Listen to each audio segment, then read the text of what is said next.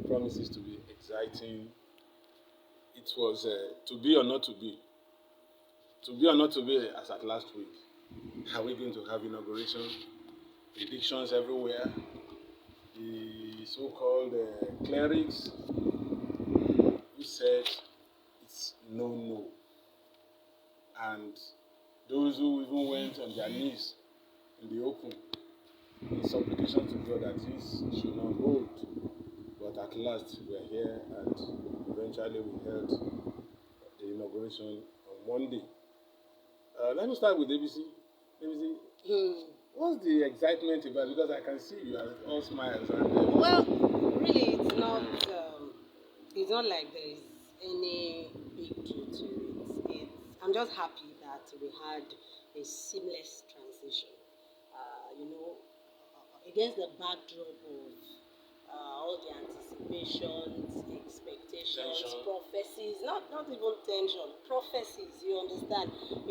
When you hear these prophecies from some of these men of God, you want to check back. Is this thing really going to happen? Are we going to have... someone said he will win, but they will not give it to him. He will win, but on the day of the inauguration, he will be arrested. You had a lot of these things just creeping back into your mind, and you want to just keep praying and hoping that we will have a successful transition. I think that's the basis of my joy. Exactly Your excitement. This afternoon, that at least that has come and gone. Jide, Yeah. inauguration done and dusted. Yes, done and dusted. So, Is it like DBC said? There were a lot of prophecies. I won't call those things prophecies. I will call it predictions and wishes.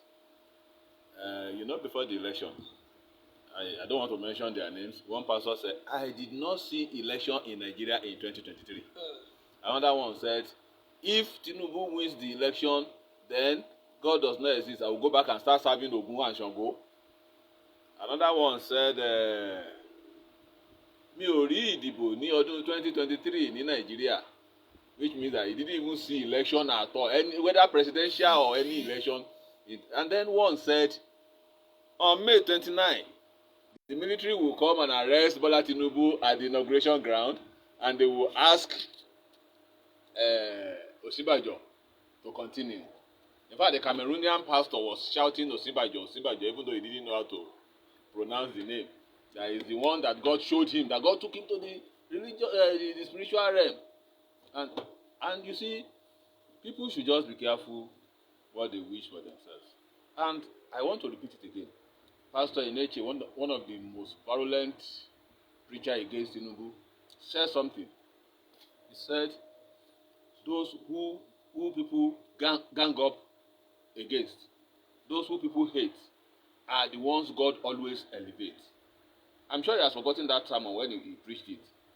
You can see the kind of gang up, the one that said they will arrest Tinubu on May 29, military will come and arrest him, they will gang up with interim government and ask Osinbajo to continue. He's schooling his feet in Kirikiri, accused of raping 2 members of his church. He's a bishop. I don't want to mention it. So, the excitement is palpable. It is infectious. I was watching a skit this morning. A lady was saying, no. On the phone, somebody was talking to, no. Tinubu is not my president. Peter Obi is my president. And her son, who was preparing to go to school, was there. After she had said that, what are you still waiting for? I thought you said you are starting an exam today. I said, yes. You must pass your exam. You must pass your exam. You know why? The boy said, because you are paying my school fees. Good. Go to school. The boy went and came back. And the mother was like, I hope you answered all the questions well. The boy said, no, they only asked us one question. And I answered it very well. I am sure I got 100%. The mother said, what is the answer? Said they asked, who is the president of Nigeria? And I wrote Peter Obi. And the mother, correct answer indeed. So it's the whole thing has come and it has gone. All the naysayers have been put to shame. You see, unfortunately for us, they have used religions to pack our stew with bread in Nigeria. Those prophets. We will come to that. DBC, we all listen to to the Presidential president's speech.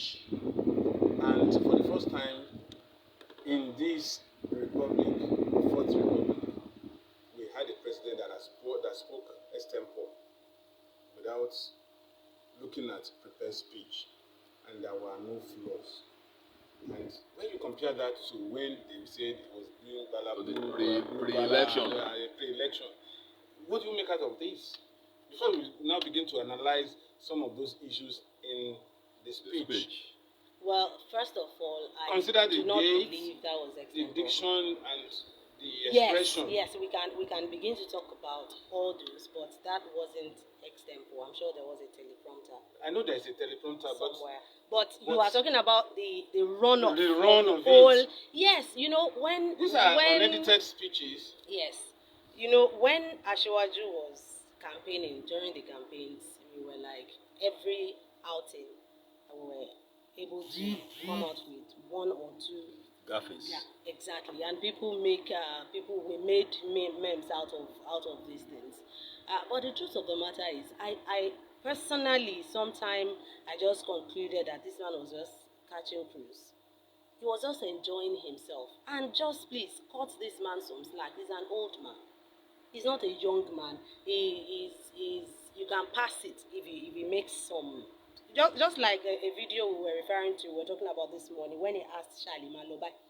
You know, during the parade, the man sincerely asked if he could leave because he thought they had to wait for the military men to depart before he could take his leave. But I think they told him to leave. So he asked Charlie Malobai, I won't see law, Charlie Malo. And people are already talking about that again, that he was. I really do not understand. This is an old man. Yes, permit me to use the word. He's an old man. He's not a young man. And he was able to stand. And exactly what I will tell people if they tell me the man is not strong, his hands are shaking, his legs are shaking. Are you God? Are you his doctor? Did you certify him sick? Look at former President Muhammadu Buhari. Against all the odds. It's 28 years. Look at Governor Fayose. He predicted the president was going to die. A lot of people predicted his death, his sickness, a lot of. But look at him. The man went to Dora. He's back in Dora now. Only God knows when he's going to die. He must spend another 15, 20 years. And I'm sure he had outlived a lot of people who predicted he was going to die. So sure. what are we talking about? Are you God?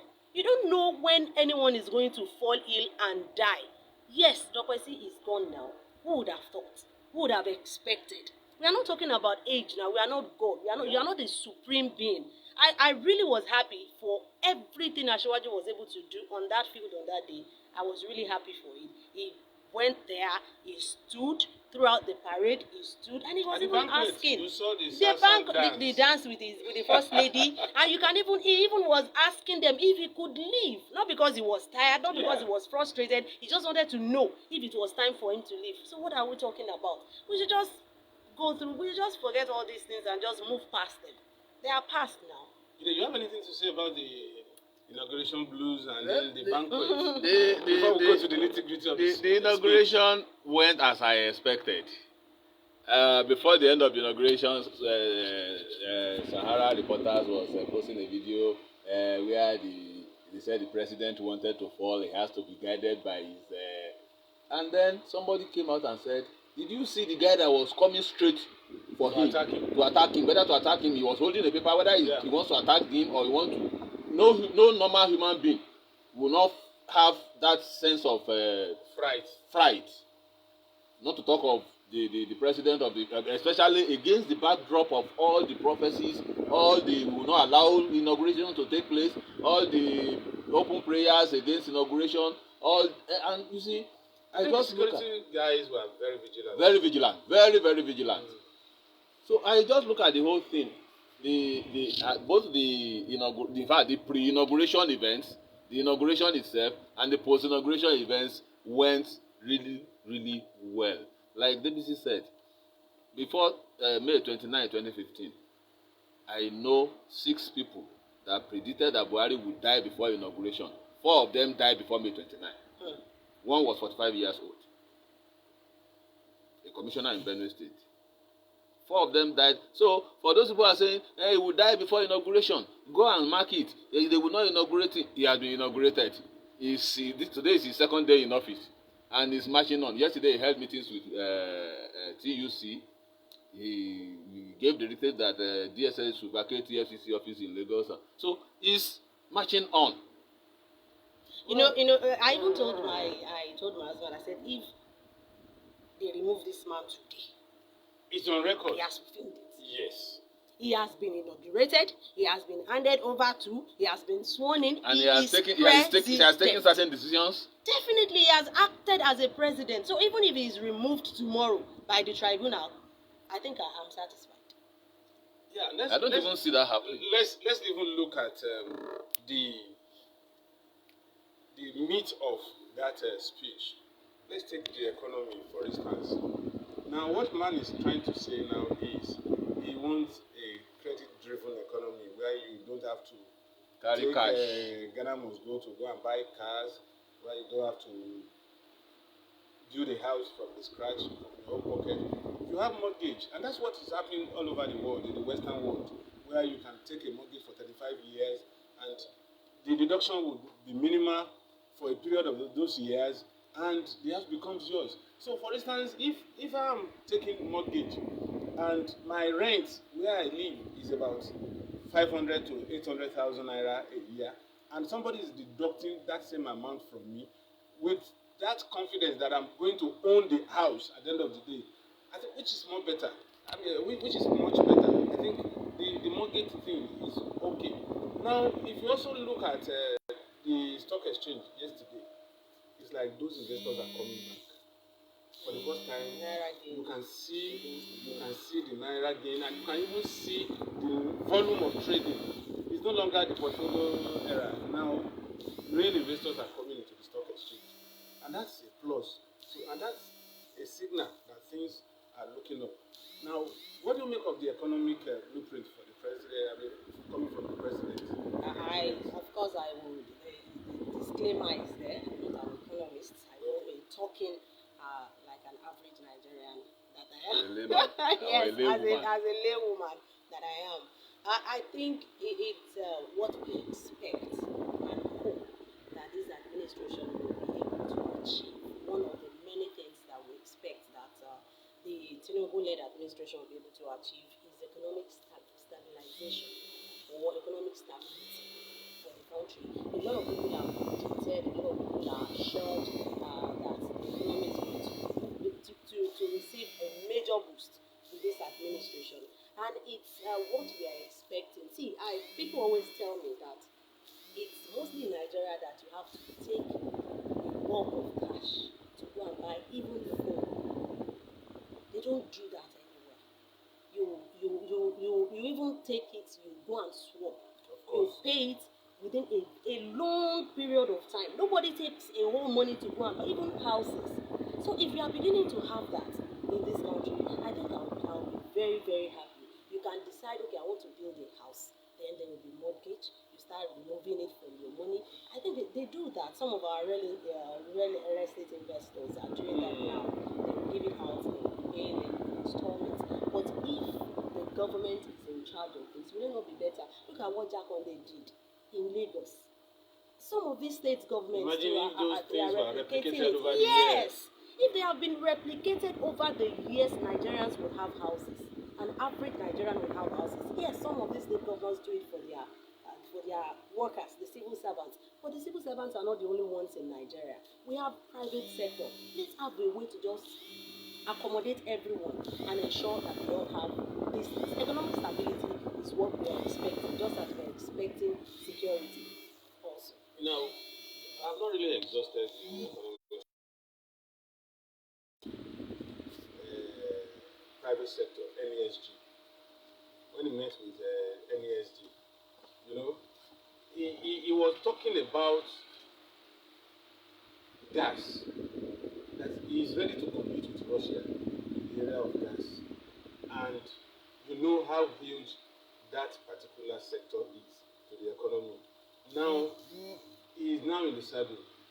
Imagine when we have to wheel our gas that would have been flaring to countries across the world.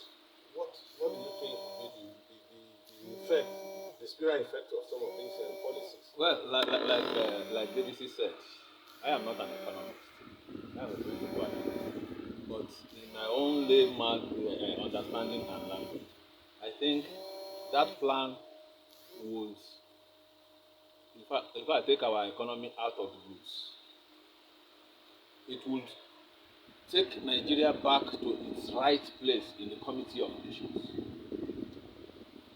Rather than flare our gas now, if the government under the leadership of Asiwaju Bola Ahmed Tinubu can divert it, like you said, he said it when he met with the economic sector, yes, that this is what he's going to do.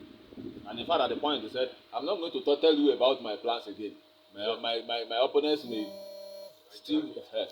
So, you see, we are fortunate in Nigeria to have a man like this because he has the private sector experience.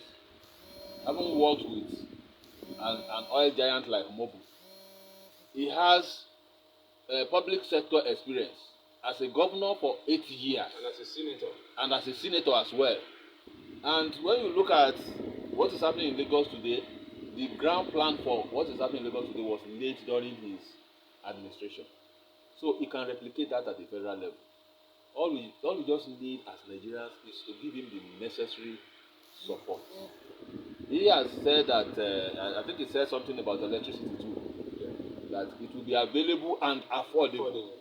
You see, I was going to talk about this electricity issue. I think much of the credit should be given to the outgone president, Muhammadu Buhari, because he laid the foundation. You see, all along, most of us don't really understand that sector. Yeah, I agree with you. You see, there are 3 tiers in that sector: the power generation, power distribution, and then power distribution. Now, the focus has always been on the distribution and generation, but the midwife, which is the transmission, has been in comatose for a long period of time. Which is responsible for the discos not being able to give us light. Yes. Now, what that translates to is that even when you generate up to 7,500 megawatts, the wheeling power of the transmission lines can't go beyond 5,000. Or even less. Or less, because it will crash.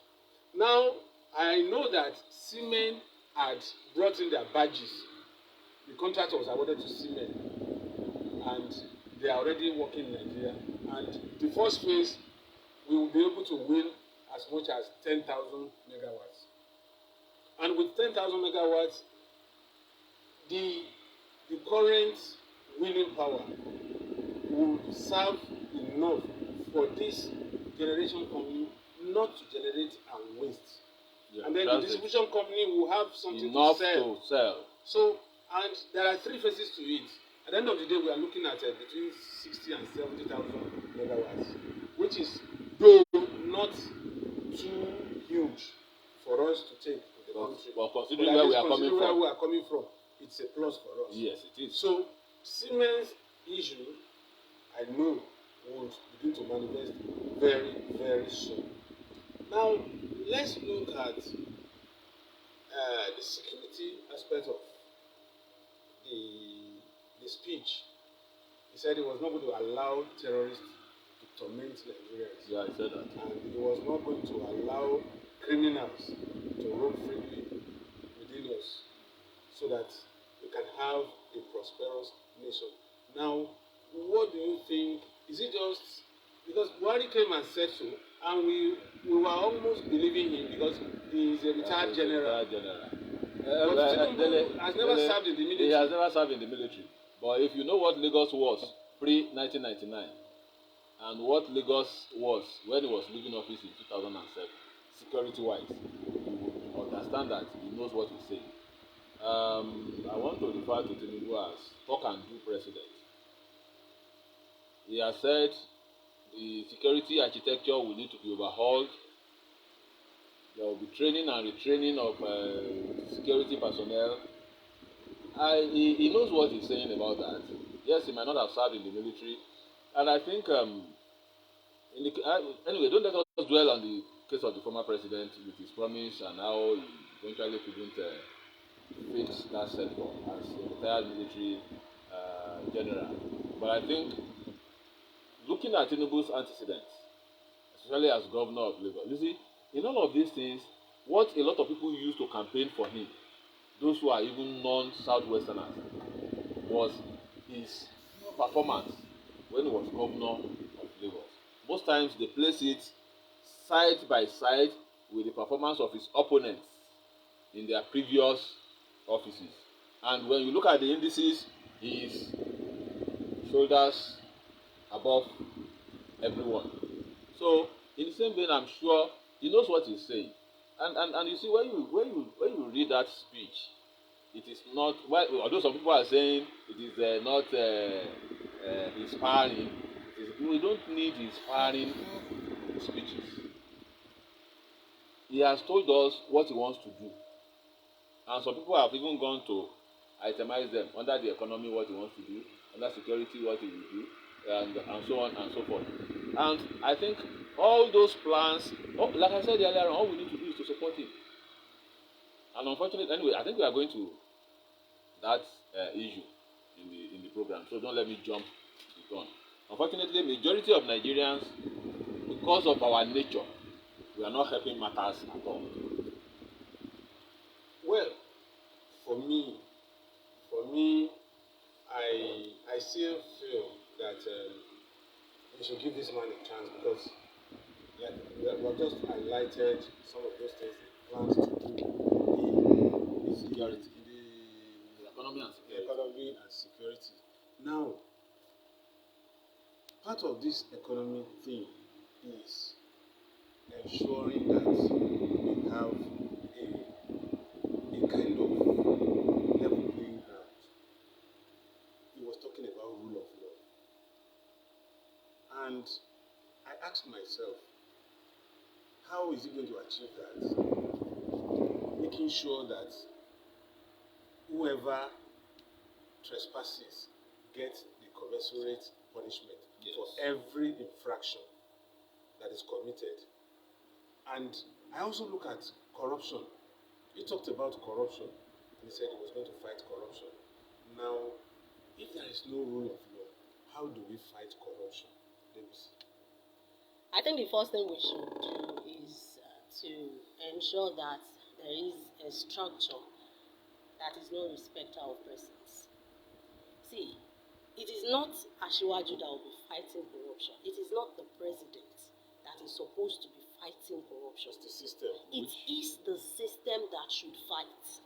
See, when you build the system in such a way that, just like we have it everywhere, every sin Climb. you understand? It's not going to be Biden that will be fighting anyone. It's not Biden against Even Trump South now. Africa. So it's not so we should stop seeing it like the president is fighting corruption. That was the problem we had. We saw the failure of the last administration. We saw it. It wasn't about president because we were so sure. Everyone was certain that this man, because of his antecedents, because of his personal belief, because of his personal, that disposition that people see from him, that this man is against corruption. He doesn't amass wealth like that. He doesn't really like it. And even security. I remember former President Olusegun Obasanjo said, if it's economy, don't expect much from it. Awaiting Execution. the execution. That is even more excruciating